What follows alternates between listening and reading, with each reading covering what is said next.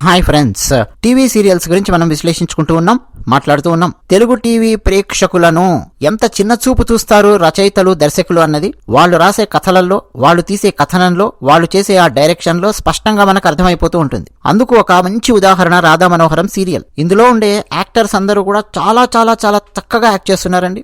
ఏ ఒక్క యాక్టర్ గురించి కూడా మనం పేరు పెట్టే పనే లేదు. ఫలానా యాక్టర్ దరిద్రంగా యాక్ట్ చేస్తున్నారు, ఫలానా యాక్టర్ వేస్ట్, ఇట్లా మనం మాట్లాడడానికి వీల్లేదు. అంత చక్కగా ఈ సీరియల్లో ఉన్నటువంటి యాక్టర్స్ అందరూ కూడా యాక్ట్ చేస్తూ ఉన్నారు. ఓకే, సమస్య యాక్టర్స్ తో కాదు, యాక్టర్స్ యొక్క యాక్టింగ్ స్కిల్స్ తో కాదు. సమస్య రచనలో ఉంది, కథలో ఉంది, కథనంలో ఉంది, దర్శకత్వంలో ఉంది. చాలా ఉన్నాయి, ఒకటి కాదు. అసలు ఈ సీరియల్ మిస్సమ్మ, అదేనండి నందమూరి తారక రామారావు గారు, సావిత్రి గారు యాక్ట్ చేసిన విజయవారి మిస్సమ్మ. ఆ సీరియల్ కథతో ప్రారంభం అయ్యింది. అంటే కొత్త కొత్త కథలు ఏం దొరకవు కదండి మనోళ్ళకి. అదే కథలు అటు ఇటు తిప్పి తీసుకొచ్చి ప్రేక్షకుల నెత్తినేసి కొట్టడం, అంటే కొత్తగా ఆలోచించడం చేత కావట్లేదు అనేది అక్కడే అర్థమైపోతుంది. సరే పోనీ మిస్సమ్మ సినిమానన్నా మళ్ళీ తీసే మొదలెట్టారా అంటే కాదు. మిస్సమ్మలో ఆ సినిమా ఈ సినిమా, ఆ సినిమా ఈ సినిమా కలుపుతూ, దసరా రాగానే అమ్మోరు సినిమా కలిపి, ఆ తర్వాత గులేబ కావళి సినిమా కలిపి, ఆ తర్వాత కొండవీడి దొంగ సినిమాలో ఒక సీన్ తీసి, అక్కడో సీను ఇక్కడో సీను ఏర్కొనొచ్చి కథను తయారు చేసి లూజ్ ఎండ్స్ తో కథనాన్ని వడ్డిస్తూ ఉన్నాడు దర్శకుడు. మామూలుగా అండి, మీరు ఎన్ని కథలైనా చదవండి, ఎన్ని సీరియల్స్ అయినా చదవండి, పత్రికలలో ఎన్ని నవలలైనా చదవండి, లేదు ఎన్ని సినిమాలైనా చూడండి, ఏ రచయితలు, ఏ దర్శకులు కూడా తల్లి ప్రేమ లేకపోతే తండ్రి ప్రేమ అన్నదాన్ని మోసం చేసే విధంగా కథనాన్ని రాయరు. ఎవరూ రాయరండి. మీరు చూడండి, గమనించండి. ఈ సీరియల్ యొక్క రచయిత అలాగే దర్శకునికి తల్లి ప్రేమ మీద ఎంత చిన్న చూపంటే, తండ్రి ప్రేమ మీద ఎంత చిన్న చూపంటే, తల్లి ప్రేమను మోసం చేసే పాత్రను ఎక్కువ కాలం లాగుతూ, అలాంటి సీన్స్ ను ఎక్కువ కాలం లాగుతూ, తల్లి ప్రేమను తండ్రి ప్రేమను అపహాస్యం చేసే విధంగా కథనము దర్శకత్వము బిల్డ్ చేసుకుంటూ వచ్చారు. లాగుతూ సాగుతూ వెళ్తోంది సీరియల్. మిస్సమ్మ సినిమాతో ప్రారంభమైందని చెప్పాను కదా. మిస్సమ్మ సినిమా మనకు తెలుసు కదా. పాత మిస్సమ్మ, హీరో హీరోయిన్ వాళ్ళిద్దరూ పెళ్లైన జంటలాగా నటిస్తూ రామారావు గారు, సావిత్రి గారు వేరే ఊళ్ళో చదువు చెప్పడం కోసం టీచర్స్ గా జాయిన్ అవుతారు. ఒక కుటుంబం ఉంటుంది. ఆ కుటుంబం వీళ్లను చక్కగా ఆదరిస్తుంది. ఆ కుటుంబానికి చెందిన పిల్ల చిన్నప్పుడు మహాలయ అమావాస్య అప్పుడు తప్పిపోతుంది. ఆ పిల్లకు మెడలోనో కాలిగోకో ఏదో ఒక గొలుసు ఉంటుంది, అదే కదా గుర్తు. ఆ తర్వాత ఇంకేదో పాదం మీద పుట్టుమచ్చ అని చెప్పి చెప్తుంది. ఇట్లా 2 గుర్తులు. చిన్నప్పుడు తప్పిపోయిన పిల్ల. ఆ చిన్నప్పుడు తప్పిపోయిన పిల్ల ఎవరు? వీళ్ళ దగ్గర ప్రస్తుతం పనిచేస్తున్నటువంటి సావిత్రి గారి పాత్ర, ఆమెనే. ఇదే కదా మిస్సమ్మ సినిమా. సేమ్ రాధా మనోహరం కూడా అది. ఎస్, ఎగ్జాక్ట్ గా అది. అలాగే ఇద్దరు దంపతులు, అలాగే వీళ్ళిద్దరి దగ్గర పనిచేయడానికి వచ్చినటువంటి దంపతులు కాని దంపతులు నటిస్తున్నటువంటి వాళ్ళు, హీరో హీరోయిన్. ఇదనమాట కథ. ఇలా కథ వెళుతూ ఉంటే అకస్మాత్తుగా ఆఫ్ కోర్స్ మళ్ళీ మిస్సమ్మ సినిమాలో మనకు విలన్ ఎవరు కనిపించారు బలంగా. రమణారెడ్డి గారు ఆయన కామెడీ విలన్ లాగా కనిపిస్తాడు తప్ప పెద్దగా విలన్ లాగా ఉండరు. బట్ స్టిల్ ఇప్పటికీ కూడా మిస్సమ్మ సినిమా అనేది ఒక క్లాసిక్, మనకు అంత ఆహ్లాదకరంగా ఉంటుంది. అయితే ఇందులో టీవీ సీరియల్స్ లో అది కుదరదు కదా. అందుకని చెప్పి ఏం చేసుకున్నారు, ఒక విలన్ ని పెట్టుకున్నారు. భ్రమరంభ అనే పాత్ర సరిపోతుంది. ఆ విలను వీళ్ళ మధ్య జరిగేవే పెట్టినా సరిపోతుంది, లేదు ఒక బయట ఎక్స్టర్నల్ విలన్ ఒకరిని పెట్టినా గానీ సరిపోతుంది. కానీ రచయితల యొక్క పైత్యము, దర్శకుని యొక్క పైత్యం ఏంటంటే చూడండి ఎలా ఉందో. ఈ తల్లిదండ్రులు చిన్నప్పుడు ఎప్పుడో తప్పిపోయింది అంటే కిడ్నాప్ చేసి తీసుకొని వెళ్ళారు. తప్పిపోయింది కూడా కాదు, ఎత్తుకుపోయాడు ఎవడో ఒక తమ పిల్లని. ఆ పిల్ల ఎక్కడుందో తెలియదు అని చెప్పి వీళ్ళు బాధపడుతూ ఆ పిల్ల ఎప్పుడు దొరుకుతుందా అని చెప్పి తల్లిదండ్రులు కళ్ళల్లో ఒత్తులేసుకొని చూస్తూ ఉన్నటువంటి ఆ పరిస్థితిలో వేరే ఇంకొక అమ్మాయి పాత్రను, లేడీ విలన్ పాత్రను ప్రవేశపెట్టి డైరెక్టర్, అది కూడా ఈ ఇంట్లోకి ఎలా పంపిస్తాడంటే ఒక సి గ్రేడ్ టేకింగ్ అండి, సి గ్రేడ్ రచన. నేనే మీ కూతుర్ని అని చెప్పి ఆమె వీళ్ళింట్లో దూరే విధంగా ఒక కథనాన్ని రాసి మొత్తానికి ఆమెను తీసుకొచ్చి వీళ్ళింట్లో పెట్టారు. అంటే ఇప్పుడు ఏంటి, పాత మిస్సమ్మ సినిమాలో సావిత్రి గారు ఒరిజినల్ కూతురైతే సావిత్రి గారు కాకుండా ఇంకెవరో లేడీ విలన్స్ ఆ కాలంలో ఉండేవాళ్ళు ఎవరో, నాకు టక్కున చెప్పండి, గుర్తు రావట్లేదు, మీరు చెప్పండి. ఆ కాలంలో నటించే లేడీ విలన్స్ ఎవరో, యంగ్ లేడీ విలన్స్. అలాంటి ఒక ఆమెను ప్రవేశపెట్టి నేనే మీ కూతుర్ని అని ఫస్ట్ నుంచి చిట్ట చివరి దాకా మోసం చేస్తూ వెళ్తోంది అనుకోండి. మోసం చేస్తూ అయితే ఆమె ఖచ్చితంగా కూతురు కాదు అనే విషయం సావిత్రి గారికి తెలిసి ఎలాగైనా సరే ఈమె కూతురు కాదు నిరూపించాలి అని చెప్పి సావిత్రి గారు ప్రయత్నం చేస్తుంటే సావిత్రి గారి పథకాలన్నీ ఫెయిల్ అవుతూ ఆ దొంగ కూతురి పథకాలే సక్సెస్ అవుతూ, ఆ దొంగ కూతురి పైగా మూతి ముక్కు 36 వంకరలు తిప్పుతూ అపహాస్యం చేస్తూ తల్లి ప్రేమను తండ్రి ప్రేమను అపహాస్యం చేస్తూ ఉన్నట్టుగా తీశారనుకోండి, ఎంత అసహ్యంగా ఉంటుంది. సేమ్ రాధా మనోహరంలో అదే చేస్తూ వస్తున్నారు. ఈ దొంగ కూతురిని కూడా ఎలా ప్రవేశపెడతాడు డైరెక్టర్ అన్నది చూసేవాళ్ళు ఎంత వెర్రి గొర్రెలు, లో లెవెల్ గాళ్ళు, ఐక్యూ గాళ్ళు అని చెప్పి ఈ దర్శకులు రచయితలు అనుకుంటారా అని చెప్పి అనిపిస్తుందండి. అసలు ఏమీ ఒక స్ట్రాంగ్ కారణం కూడా ఉండదు అక్కడ. చంటబాయి సినిమాలోనన్నా మనకు ఒక బలమైన కారణం, చిరంజీవి గారు హీరో పాత్ర వెళ్ళి వెరిఫై చేసుకొని ట్రై చేసి, అంటే ఆ రోజు ఉన్న టెక్నాలజీతో ఎంతవరకు ఆయన వెరిఫై చేయగలడు అంతవరకు వెరిఫై చేసి ఇవ్వడము, ఇమ్మీడియట్ గా ఇతను కాదేమో అని చెప్పి అనగానే మళ్ళీ వెంటనే ఐడెంటిఫై చేసి బయటికి తరిమేయడము ఇది చూపిస్తారు. కానీ ఇక్కడ రాధా మనోహరం సీరియల్లో అసలు ఈ దొంగ కూతురుని వాళ్ళ ఇంట్లో ప్రవేశపెట్టేది కూడా మీరు చూస్తే ఈ దొంగ కూతురు బయట నిరుద్యోగిలాగా ఏడుస్తూ కూర్చుంటే, అది కూడా కరెక్ట్ గా హీరోయిన్ రాధా అక్కడెక్కడో రోడ్డు మీద వెళ్తూ ఉంటే ఆ టైంలో ఏడుస్తూ కూర్చుంటది అనమాట. చూసే ప్రతి ఒక్కరికి అర్థమవుతుంది ఈమె దొంగ కూతురు అని చెప్పి 2-3 రోజుల్లోనే అర్థమైపోద్ది ఈమె ఏదో చేయడానికి వచ్చింది అని చెప్పి. ఈ రాధ ఆమెను తీసుకెళ్లి వాళ్ళ కంపెనీలో ఉద్యోగం పెట్టుకొని, అంటే సావిత్రి గారు విలన్ గా వచ్చినటువంటి ఆమెను తీసుకెళ్లి వాళ్ళ దగ్గర ఉద్యోగంలో పెట్టుకొని, నిజానికి సావిత్రి గారికి టికానా ఉండదు. సావిత్రి గారికి టికానా ఇచ్చింది ఎవరు? హేమలత అండ్ ఎస్వి రంగారావు గారు. ఇందులో వర్ష అండ్ వాసు అనే పాత్ర. సరే, వర్ష పాత్ర పేరు దేవకి అనుకోండి. దేవకి అండ్ వాసు వాళ్ళు రాధా అనే పాత్రకు టికానా ఇస్తే రాధా మనోహరానికి ఈ రాధా అనే పాత్ర రోడ్డు మీద ఏడ్చుకుంటూ కూర్చుంది ఒక అమ్మాయి, పాపం ఉద్యోగం లేదని చెప్పి ఆమెకి తీసుకెళ్లి ఈమె టికానా ఇప్పించింది అనమాట. వాళ్ళ కంపెనీలోనే ఉద్యోగం ఇప్పించి వితిన్ 2 to 3 days ఎవరో ఒకరి చేత, అంటే చిన్నప్పుడు తప్పిపోయిన వాళ్ళ ఫోటో ఇస్తే పెద్దయ్యాక ఎలా ఉంటారు వాళ్ళు అని చెప్పి ఫోటో గీయించగలిగే ఒక ఆర్టిస్టు ఉంటాడనమాట. ఆ ఆర్టిస్టు ఫోటో గీస్తాడు. ఆ ఆర్టిస్ట్ ఫోటో ఒరిజినల్ అసలు గీసింది ఎవరిది ఫోటో అంటే రాధా ఫోటో, అంటే సావిత్రి గారి ఫోటో. కానీ టీవీ సీరియల్ కదా, ఆ ఆర్టిస్ట్ గాని ఈ పాటికి పైకి పంపించేశారు. ఆ ఆర్టిస్ట్ పెళ్ళాన్ని కూడా దాదాపు పైకి పంపించేశారు. అవన్నీ తర్వాత జరిగాయిలేండి. సో ఆ ఆర్టిస్టుని బెదిరించి ఈ లోపలికి ఎవరైతే వచ్చిందో దొంగ కూతురు, ఆ దొంగ కూతురు ఫోటోనే గీయించి ఈమెనే మీ ఒరిజినల్ కూతురు అని చెప్పి ఆర్టిస్ట్ చేత చెప్పించే కార్యక్రమాలు అనమాట. అట్లా వితిన్ ఆ పాత్ర ఎప్పుడైతే ప్రవేశిస్తుందో టీవీ సీరియల్లోకి within 2 to 3 days or within that week ఆ పాత్ర వీళ్ళ కూతురు అని చెప్పి తేల్చేస్తారు. ఇక ఆ తల్లి ఆ తండ్రి వాళ్ళండి భావోద్వేగాల పరంగా చూస్తేనేమో అయ్యో మా కూతురు దొరికిందా అన్న కూడా ఆలోచించవచ్చు. కానీ కేవలం వాళ్ళు తల్లిదండ్రి మాత్రమే కాదండి, అంతకు మించి వాళ్ళు కోటీశ్వరులు, పెద్ద పెద్ద స్కూల్స్ రన్ చేస్తున్నారు, కంపెనీస్ రన్ చేస్తూ ఉన్నారు. అవునా?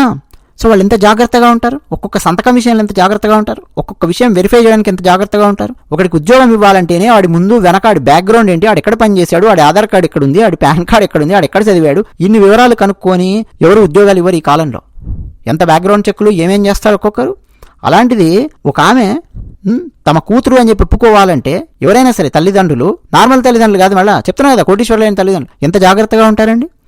అంటే ఒక దొంగ నా కూతురు అని చెప్పి కనుక వస్తే మా కంపెనీస్ ఇవన్నీ ఆమె చేతుల్లో పెడితే భవిష్యత్తులో మా కంపెనీస్ పని ఏమవుతుంది, మా స్కూల్స్ పని ఏమవుతుంది అని చెప్పి ఆలోచిస్తారా లేదండి? డెఫినెట్గా ఆలోచిస్తారండి.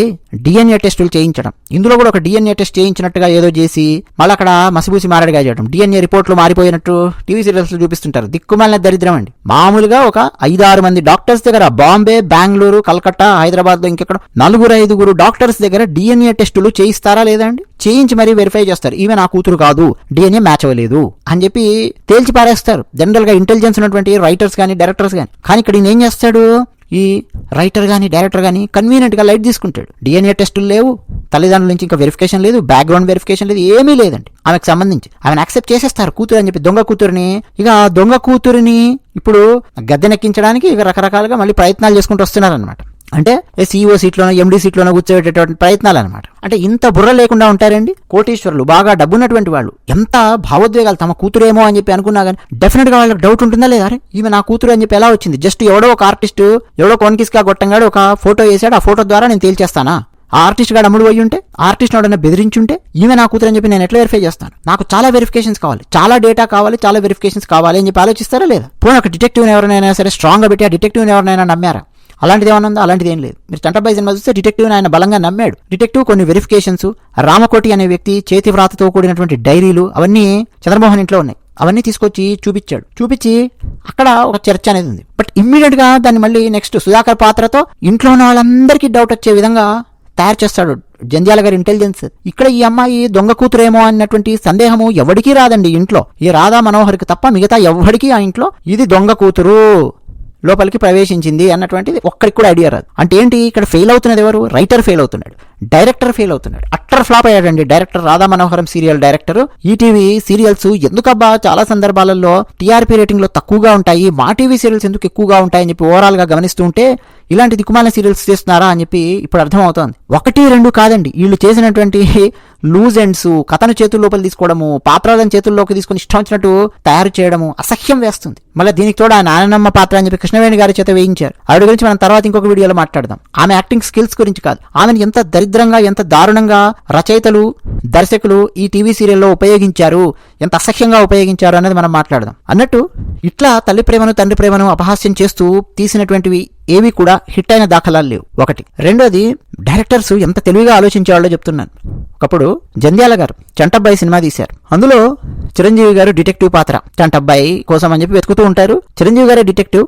ఆయన డిటెక్షన్ చేసి మొత్తానికి చంద్రమోహన్ జగ్గయ్య గారి కుమారుడు అని చెప్పి కనుక్కుంటాడు. అంటే జగ్గయ్య గారి పాత్ర చంటబ్బాయి, చిన్నప్పుడు వెళ్ళిపోయినటువంటి తన కుమారుడు చంటబ్బాయి గురించి వెతుకుతూ ఉంటారు కదా జగ్గయ్య పాత్ర అందులో చంటబ్బాయి సినిమాలో. సో చంద్రమోహన్ ని తీసుకొచ్చి చిరంజీవి గారి పాత్ర అప్పగిస్తుంది, వీడేనండి మీ చంటబ్బాయి అని చెప్పి. కానీ ఆ తర్వాత ఇమ్మీడియట్ గా సుధాకర్ పాత్ర ఆ ఇంట్లోకి ప్రవేశిస్తుంది, నేను చంటబ్బాయిని అని చెప్పి వస్తుంది ఇమ్మీడియట్ గా. అది కూడా ఎక్కువ కాలం లాగడు డైరెక్టర్, ఇమ్మీడియట్ గా వచ్చేస్తుంది. ఆ తర్వాత ఇమ్మీడియట్ గా ఇంట్లో వాళ్ళందరికీ అర్థమైపోతుంది చంద్రమోహన లేకపోతే సుధాకర వీళ్ళిద్దరిలో ఎవరు ఒరిజినల్ కొడుకు అన్నది ఒక రచ్చలాగా అవుతుంది. కానీ ఇమ్మీడియట్ గా ఒక సీన్ పెట్టి చిరంజీవి గారి పాత్ర అటు చంద్రమోహన్ పాత్రను ఇటు సుధాకర్ పాత్రను మెడబెట్టి బయటికి గెంటేస్తారు. అంటే నేనే నీ కొడుకుని డాడీ, నేనే నీ కొడుకుని డాడీ అని వచ్చిన వాళ్ళు వాళ్ళిద్దరిని కూడా మెడబెట్టి గెంటేసే కార్యక్రమము ఎంతసేపటి తర్వాత జరుగుతుంది అనుకుంటున్నారు మీరు?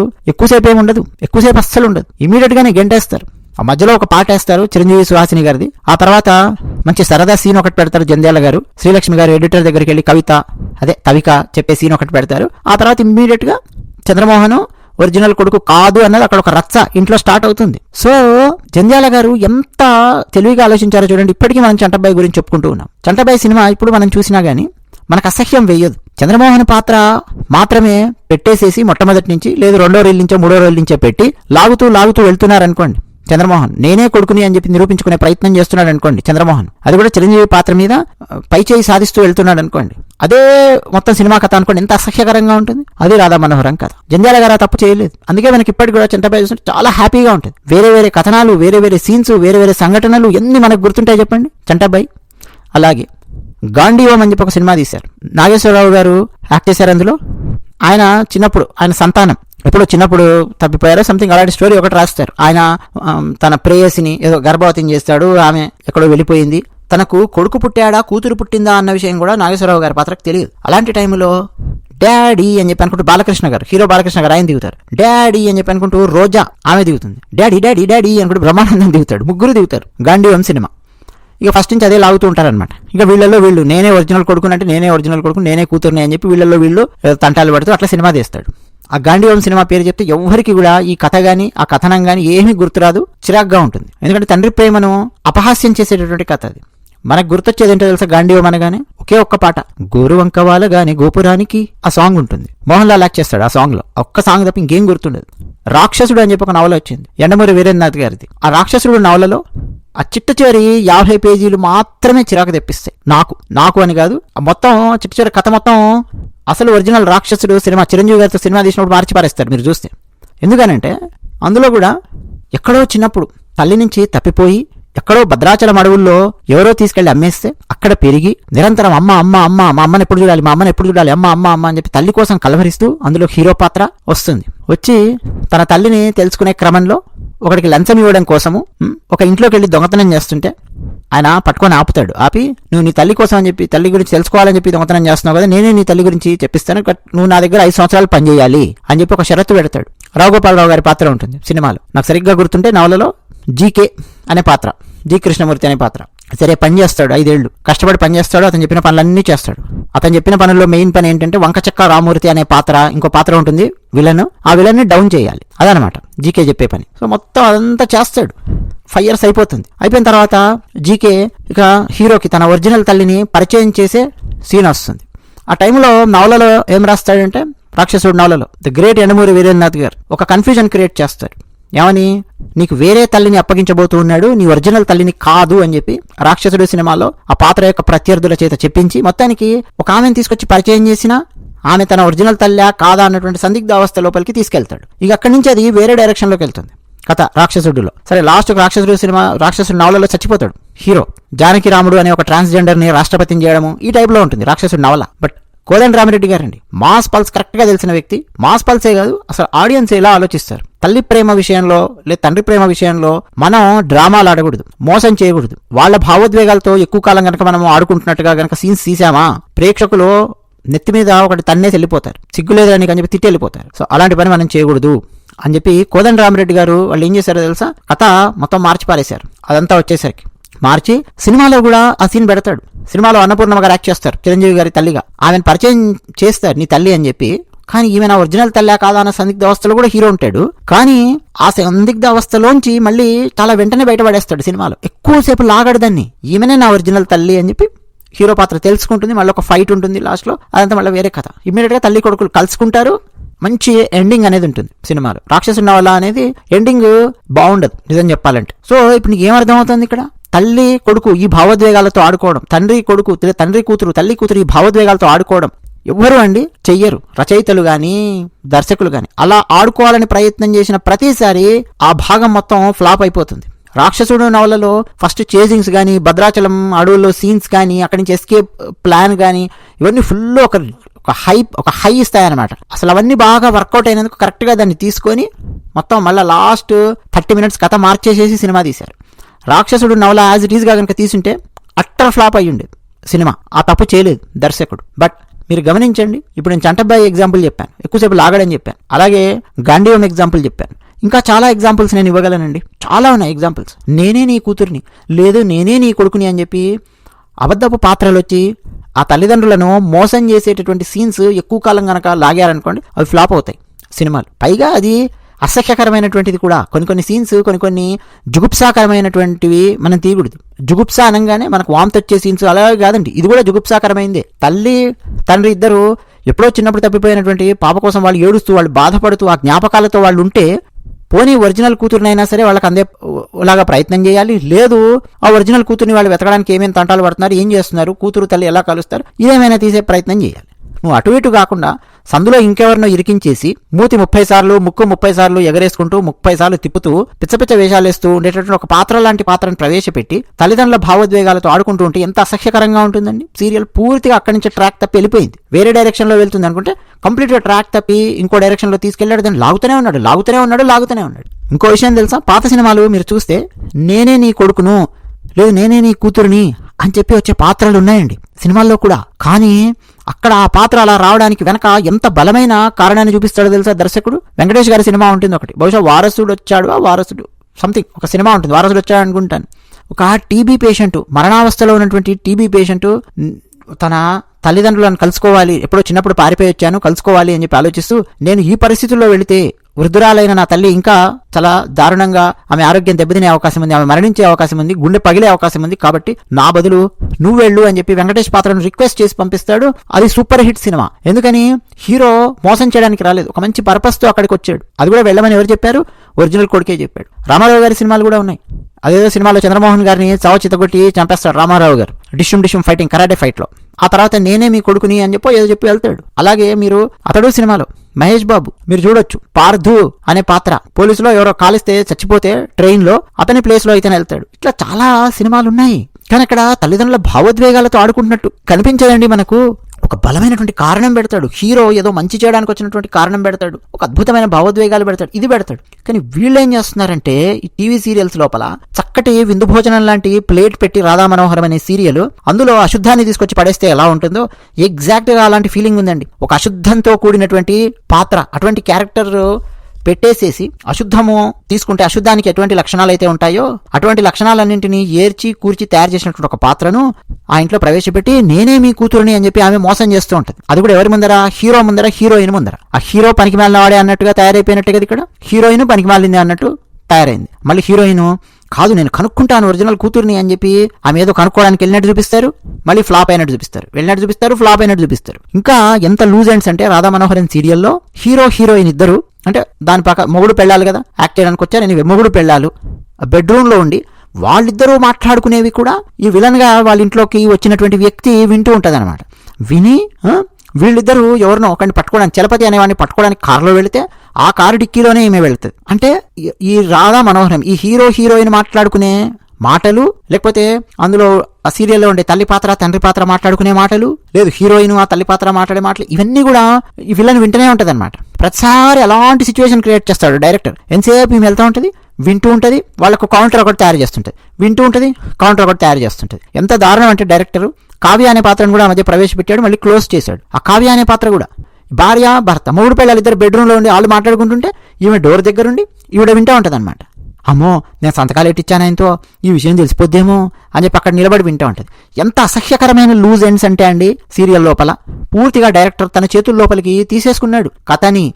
పూర్తిగా రచయితలు కథనాన్ని తీసేసుకొని ఎప్పుడు కూడా అలా డైరెక్టర్ గాని రచయిత గాని తన చేతుల లోపలికి కథను పాత్రల్ని తీసుకున్నట్టుగా కనిపించకూడదండి. అంత న్యాచురల్ ఫ్లో అనేది ఉండాలి. ఆ న్యాచురల్ ఫ్లో అనేది లేదు. ఎక్కడ చూసినా అబ్నార్మల్ ఫ్లో. ఇంకా చాలా ఉన్నాయి విషయాలు, మనం ఒకటే వీడియోలో మాట్లాడితే ఇట్లా ఇంకా చాలా ఉన్నాయి రేవు పెట్టాల్సినవి. హిందువులు పవిత్రంగా పూజించుకునే దుర్గమ్మ వారికి కూడా మహిమ లేదు అని చెప్పి తేల్చాడు ఈ డైరెక్టర్. అదేంటో తర్వాత మనం మాట్లాడుకుందాం. ధన్యవాదాలు.